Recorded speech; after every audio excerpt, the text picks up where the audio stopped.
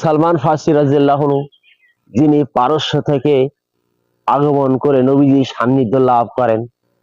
তিনি বলেন, মুশরিক একবার আমাকে উপহাস করে বলল যে তোমাদের নবী তো সবকিছু শেখান, এমনকি কিভাবে প্রসাব পায়খানা করতে হবে তাও পর্যন্ত শেখান। সালমান ফার্সি রাদিয়াল্লাহু আনহু তার উপহাসকে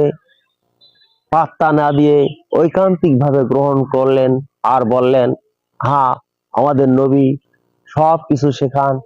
এমনকি কিভাবে পায়খানা করতে হবে তাও তিনি শেখান। আমরা যেন প্রসাব বা পায়খানাতে কেবলামুখী হয়ে যেন না বসি, আমরা যেন ডান হাতে যেন শৌচ কার্য না করি, আমরা যেন পায়খানাতে 3টা পাথর ঢিলা বা টিস্যু ব্যবহার করি, আমরা যেন